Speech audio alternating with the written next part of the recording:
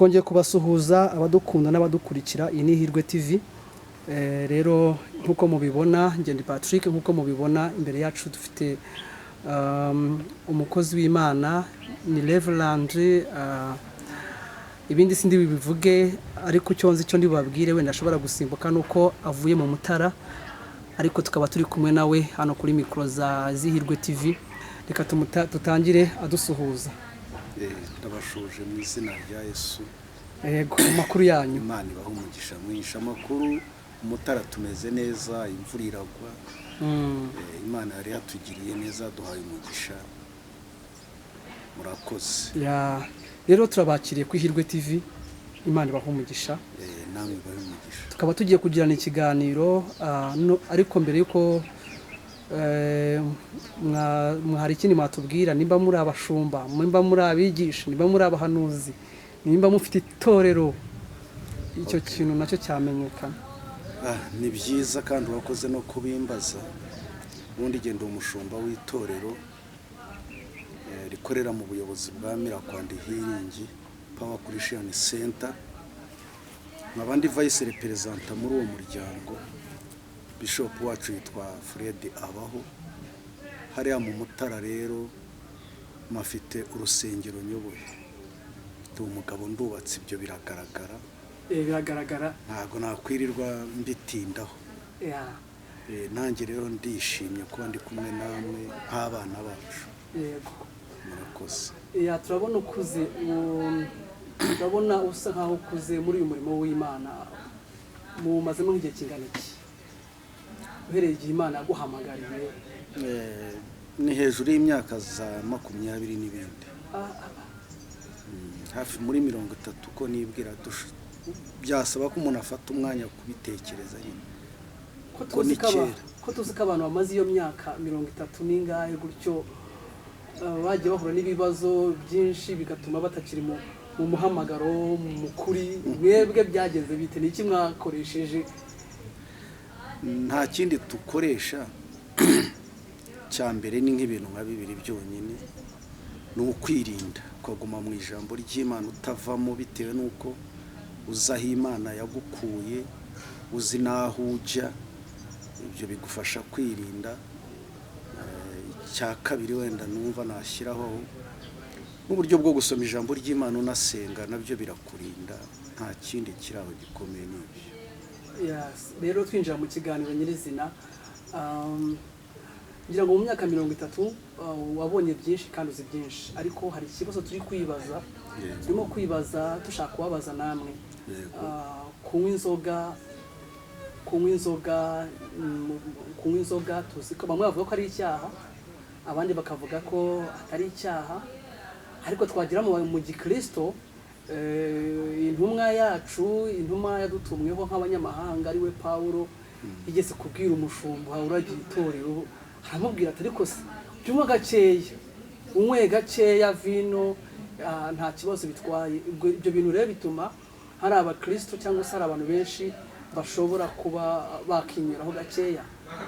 Ariko ntekereza yuko ndimo gutekereza, ese hari ikibazo gihari, hari ari icyaha byabangamira umwuka wera unyweho gakeya, kibini gusi? Nicyo twashaka kubaza. Murakoze kumbaza, ni na byiza.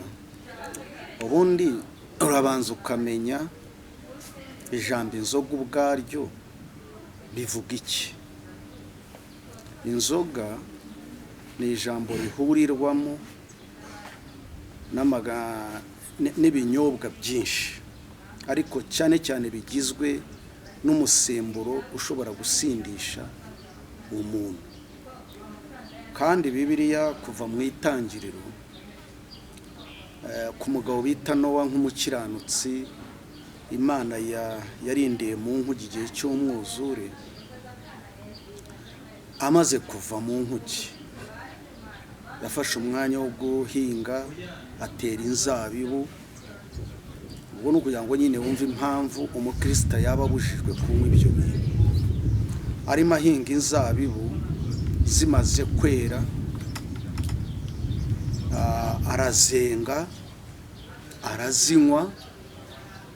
Amaze kuzinywa, kubera ko zirimo umusemburo, arasinda. asinze, igihe cyose iyo umuntu asinze ata umurongo yagenderagaho, ati indangagaciro zari zimugize mu muco wabo, we rero amaze gusinda yambaye ubusa kandi ari umubyeyi w'abantu, ari inyangamugayo, yari yiyubashye. Aha rero amaze gusinduka, abana baza kumuganirira ikiganiro uko byagenze. Iyo tuvuga Satani rero tuba tuvuga umuntu uyobya intekerezo z'abantu. Ni ukuvuga ngo ibisindisha bihereza wa mwuka twita Satani kuyobya cyane, kubera ko n'uyu muntu ubwe ibisindisha byatwaye ubwenge bwe.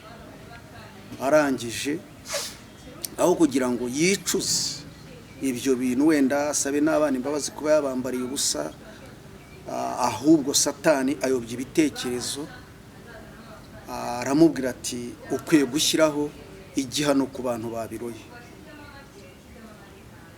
Satani asanga nanone kugishyira ku mwana we biraza kugira nanone ingaruka kuri uyu. Ikintu gifashe ku mwana kiba gifashe ku mubyeyi.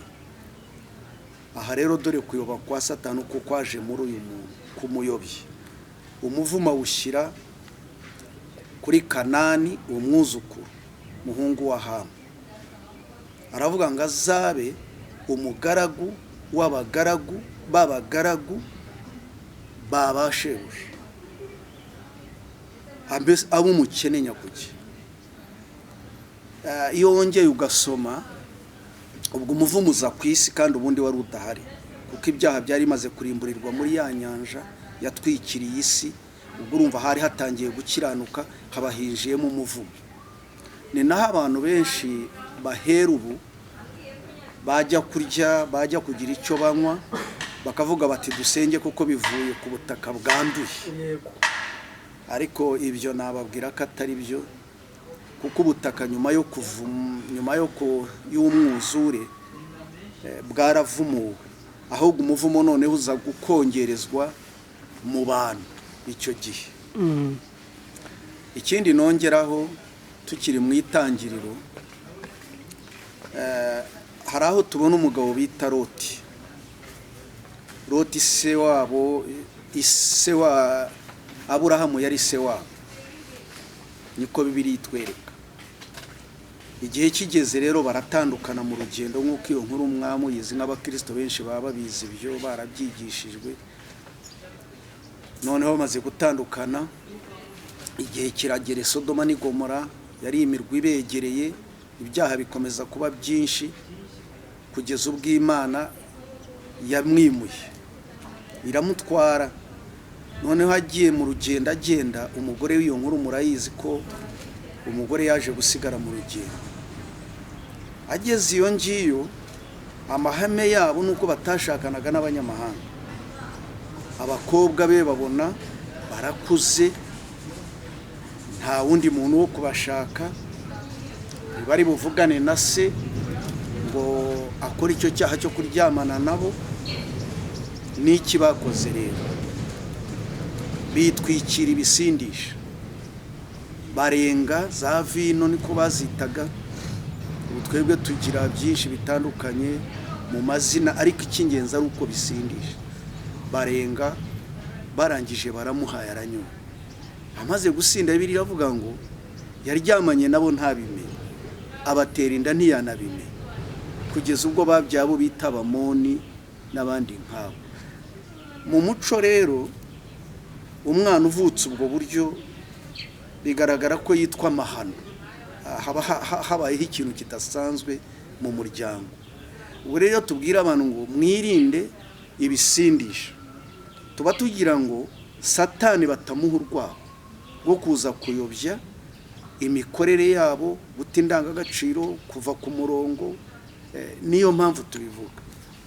Aba rero banywaho bakavuga bati intumwa Pawulo, nk'uko wabivuze, wabimbajije. Intumwa Pawulo,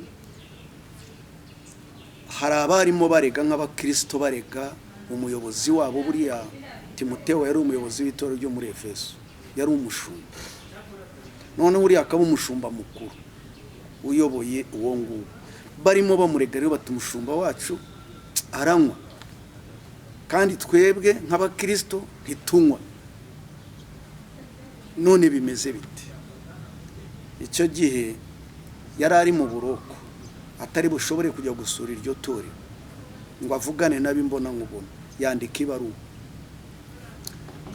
Noneho Timoteyo ashaka kwiregura, yerekana ko arwara iyo atayinyoye ubuzima bwa budahagaze neza, bukeneye umusemburo. Niho yandikiye amubwira ati rero uhereye none jya unywaho gakeya kuko urwaragurika.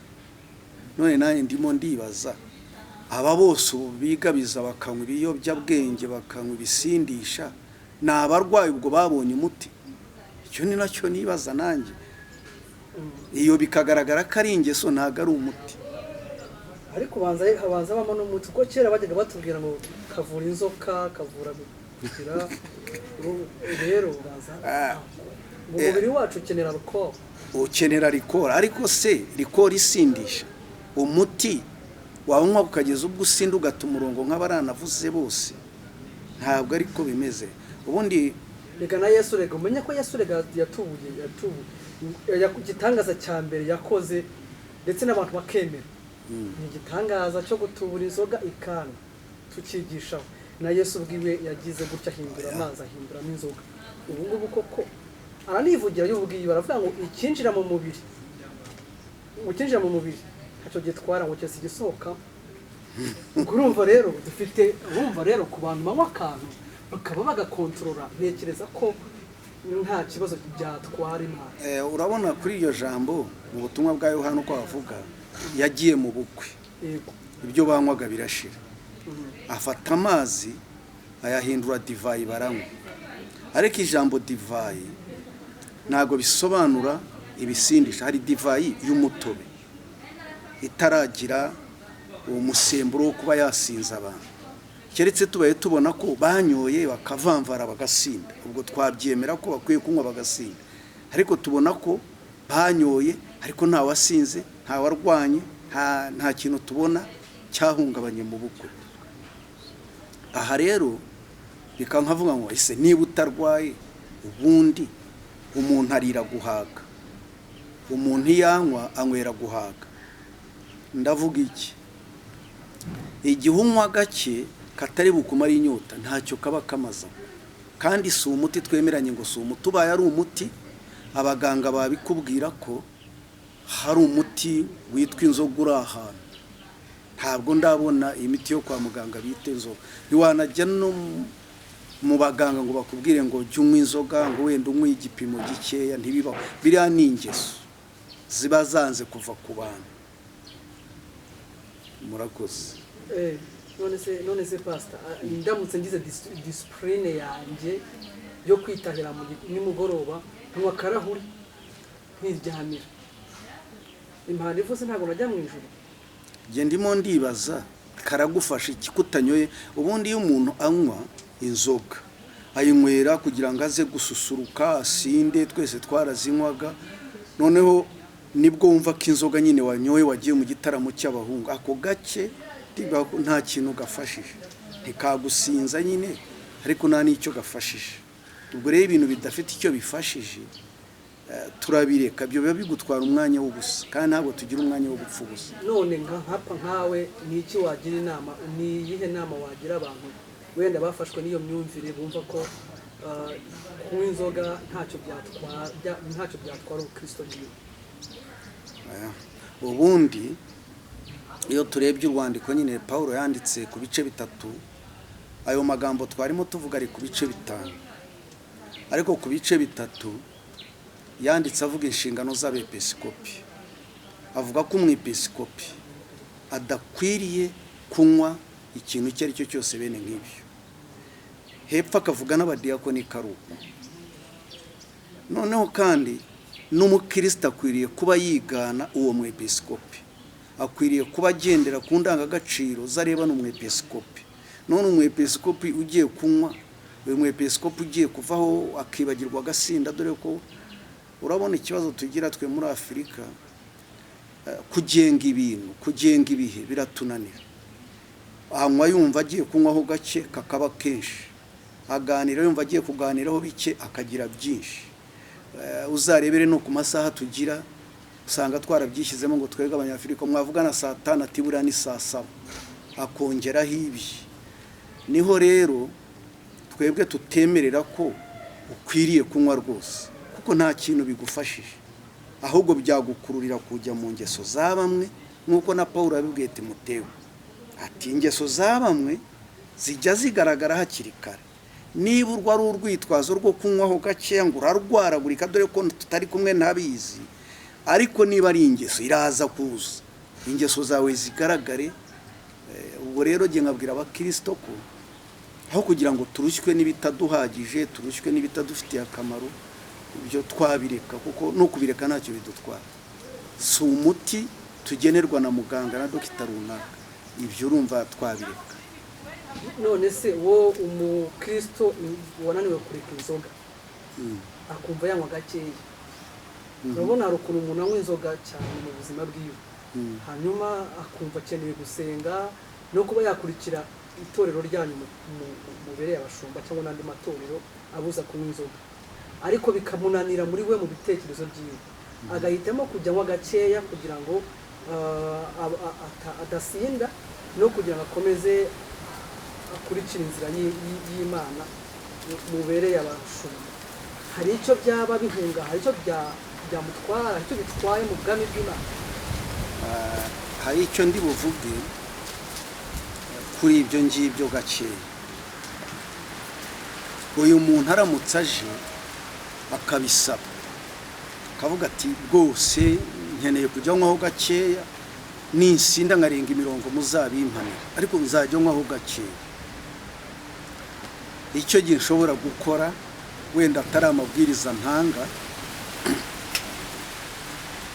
namusaba ko yemera ko mbimenyesha abantu bose baterana nawe.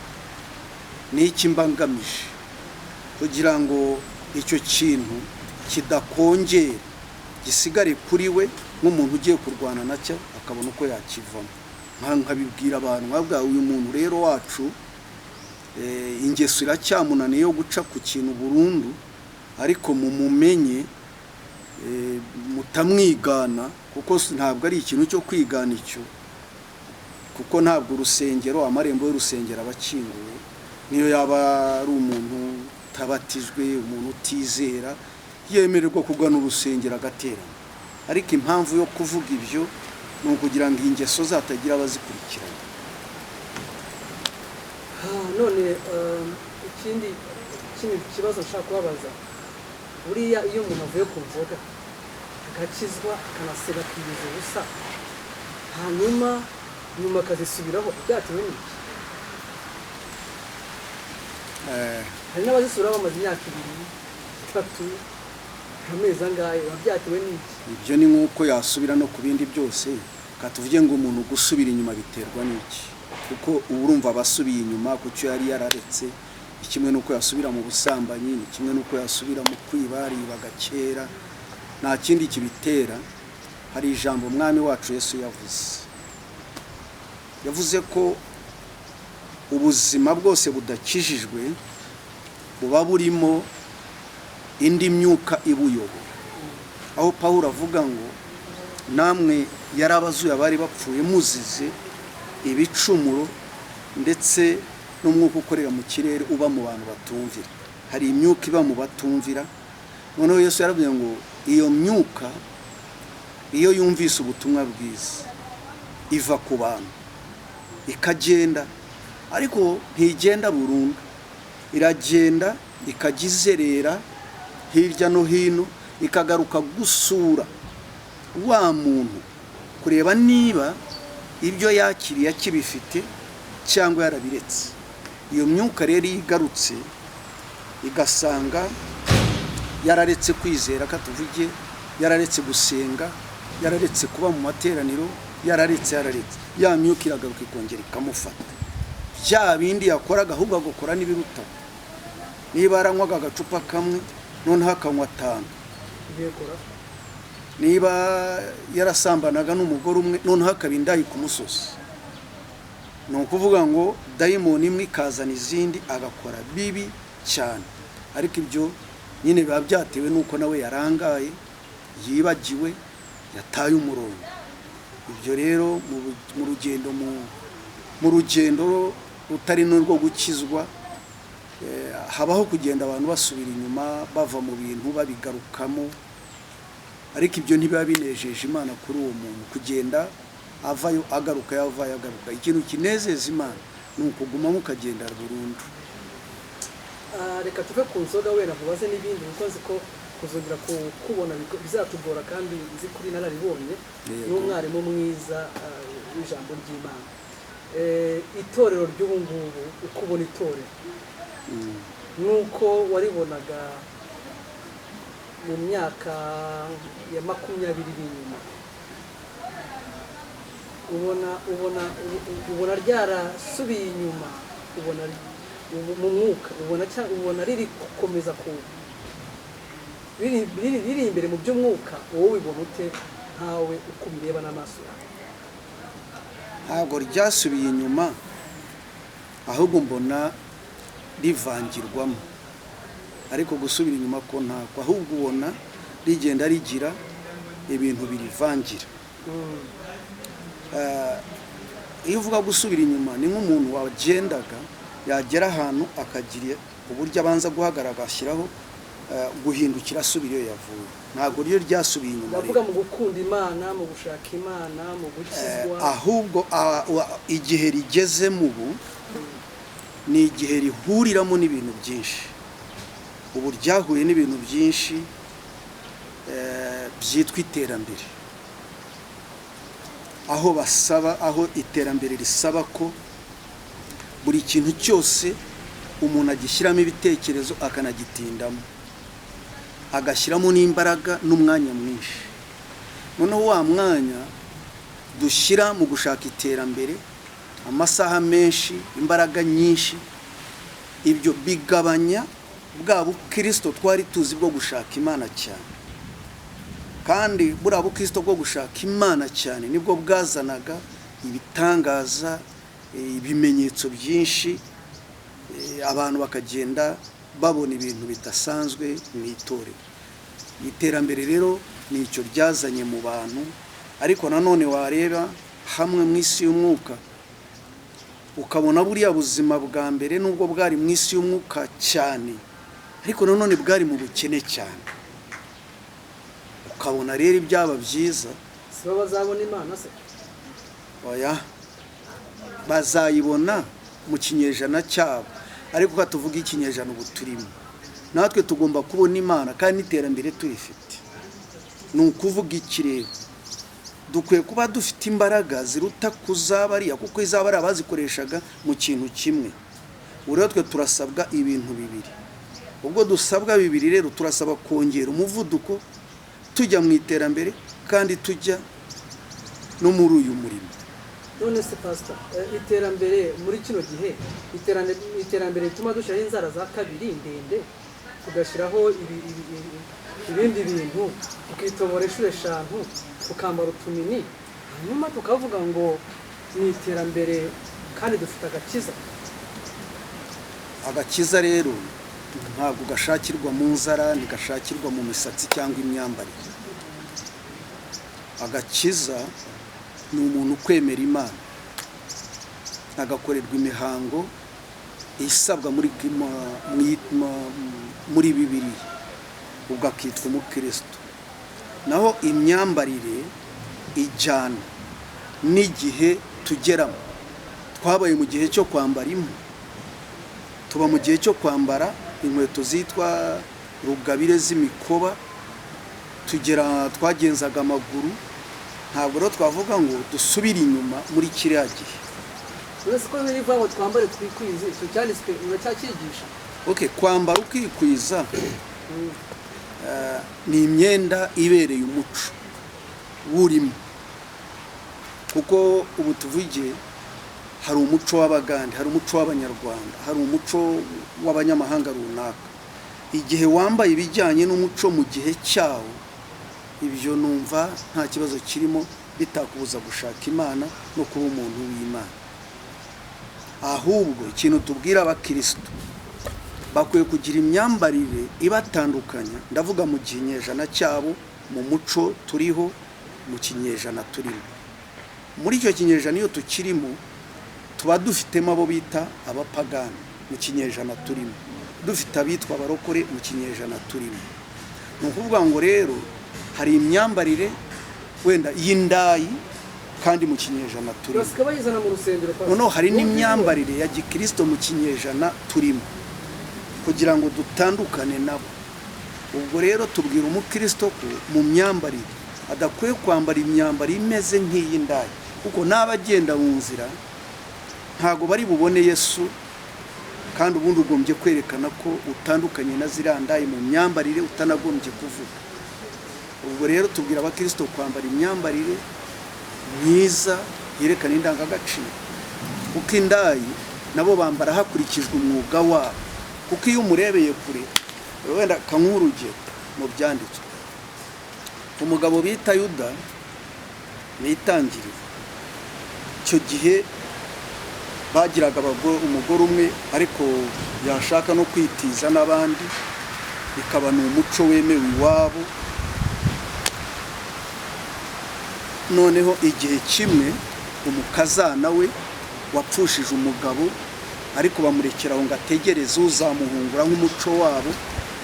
Yumva biramugoye, umuntu wabanye n'umugabo kugumiraho biramugoranye. Niki yakoze rero? Aragenda yambara imyambaro y'indayi, kuko icyo gihe nayo yari hari indayi kandi hari n'iy'abatari indayi. Amaze kuyambara yicara ku muhanda, sebuko hageze abona ni indayi irimo irahamagara ngo hano haragurishwa, hano hari ibi, hari ibi. Iriya ni imyambaro yo guhamagara. Arangije atambikirayo, bararyamanye, ntiyamumenya nyine. Arangije indayi, ubwo urumva yigize indayi, amusaba ingwate, amusigira impeta n'inkoni, ajya kohereza ibyo yishyura kugira ngo agombore bya bikoresho bye. Ndarabibi kabiri gatatu abagize inda, ya myambara yivanamo, yambara noneho iby'umuco wabo, aba umugore mu rugo. Baza kubona agize inda rero, baramwicaza bati ko ugushije ishyano mu muryango, utubyari ute mu muryango wacu ko wari utegereje umugabo. Bamushyira ku karubanda ngo bamutere amabuye nk'uko byavugwa. Arangira avuga ati ariko uwanteye inda yansigiye ingwate, bati yizane twamumenye. Ayizanye basanga ni ya seho. Ni iki turimo kuvuga rero nk'abakristo? Igihe wambaye imyambarire y'indani, uba wikururira ya myuka, ya yindi y'abadayimoni.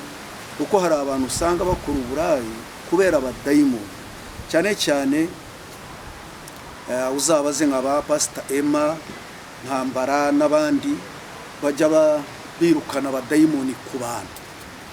Usanga imizimu myinshi y'uburayi ivuga, ugasanga aravuga, ugasanga imwe irahebeba nka za ruhaya, ugasanga noneho iyo myuka iri ku muntu niyo imutegeka henshi kwambara biriya bintu ngo ireshya abakire. Murakoze, ndumva ari uko naba mbasobanurira. Ariko muri kino gihe kwigisha ibintu byo kwambara neza, kwitwara neza, ko mbona abantu byacitse, abantu bari kwigisha cyane cyane kwitangaza, Imana irabimuzi, Imana ibakize, mugire gute, ubona biterwa n'iki? Ni icyo gihe dusohoyemo nacyo.